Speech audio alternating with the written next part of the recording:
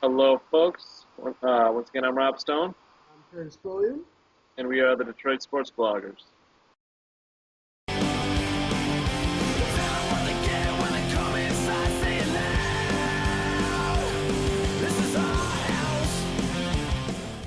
This is the first weekend recap. We had the rest of the NFL draft, and the Tigers were in New York for a series, which they lost 2-3, which you correctly predicted, Curtis. Not exactly the way we thought it was going to be, but we'll get to that later. The Lions, with their first-round draft pick, we said last time, picked Riley Reed, the offensive tackle from Iowa. Later in the second round, they drafted Ryan Boyles, the wide receiver from Oklahoma, and followed that up by drafting three cornerbacks and three outside linebackers for the rest of the draft. And I can't pronounce half their names, so I'm not even going to try. Curtis, what do you think of the rest of the picks there? We already discussed the first one, and we both kind of liked it. So, the rest of the picks, a lot of people were surprised with the Royals pick, and, I can't blame them. However, he could be a very key receiver for them, barring, you never know, injuries or anything like that. Somebody gets hurt, he could step in and fill in, and, there's questions about his health himself, but I feel like it was definitely a best available player pick, and they weren't going for specific need. The third round pick, they finally addressed the corner. I don't know much about Dwight Bentley out of Louisiana Lafayette. I can't. I mean, I don't know much at all, so I'm not even gonna get into that, but. As for the other picks, some solid, linebackers from Oklahoma and Temple, big D1 schools. But in the fifth round, they took a corner named Chris Greenwood from the local college Albion. I've heard through the grapevine that he has some very, very good athleticism. But I don't know. I guess he's just playing in D2 and D3, or what are they, D2 or D3?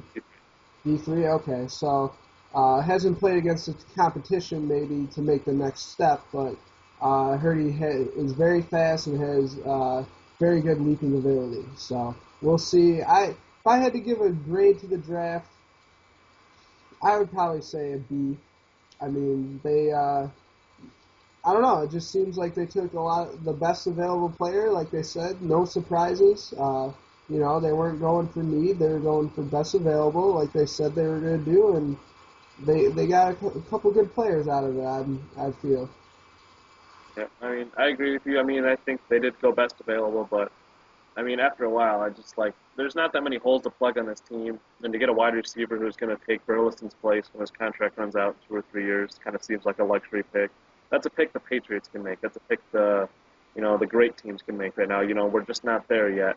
So I think maybe they should have tried to address defense earlier in the draft, but I can't bash them for it if Broyles is able to come back and be healthy. But yeah, like I said, that kid from Albion, they said he's 6'2", he runs like the wind. So he's going to have to just learn to catch up with his physical skills to match his just natural abilities. Like I said, the seventh round pick, the linebacker they got from Oklahoma, I read he led the team in tackles as a freshman with like 122 or something like that, and then ended up breaking his foot and kind of fell off from there. So hopefully he can regain that form, and that should be a pretty good pick as well. So we'll see what they get out of this. I'm right now at the draft, I'm giving them like a C plus, B minus. I think, like I said, I think Broyles was a bit of a stretch at that time, but if they turn out, they do great. If not, it's just going to be a wasted draft outside of Reed, hopefully. The Tigers had a series with the Yankees. Game one on Friday. Verlander was against Ivan Nova.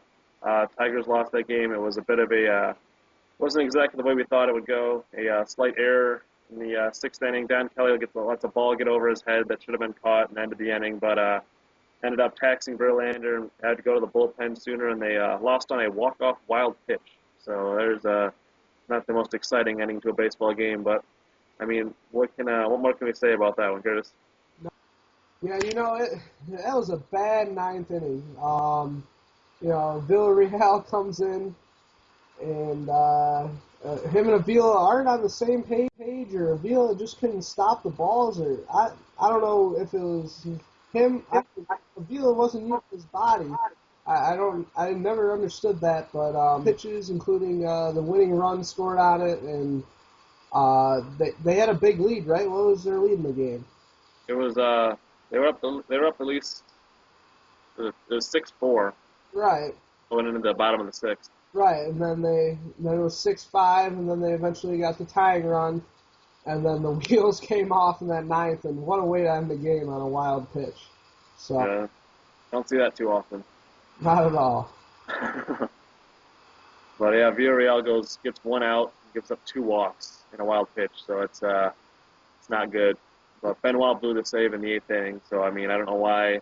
Honestly, I'm not sure why Villarreal was in that game in that position in the first place, but it's kind of not really my place to discuss. But I mean, I guess that wasn't really able to plan. I don't think. Right. But I mean, it ruined a big opening night for Brad Eldred, the guy they called up from AAA. Hit 13 home runs in 20 games or something like that down there. Had a RBI triple in his first at bat with the Tigers. So I know they just kind of wasted a good performance by Eldred and Austin Jackson as well. Went 4 for 5. So I mean, they just kind of gave that one away. Then on Saturday, it was Drew Smiley against Freddie Garcia, who's now in the bullpen because they got smoked. It was Tigers won 7-5. What was his name? Smiley gave up. I think he gave up 2 hits, 1 run in 6 innings, and he played great. And I believe I told you so would be what I was looking for on that one, Curtis. What do you think? What do you got about that game? You know what? You got me on that one because I thought Garcia was going to confuse the Tigers as he had done before. They pointed it out that he had done that before in his career, but the Tigers got to him early and often, and like you said, Smiley pitched extremely well, which was surprising to me against a tough Yankees lineup, but a good sign nonetheless. I'm glad that I was wrong on that. So, I mean, it was a good game for the Tigers, especially Drew Smiley.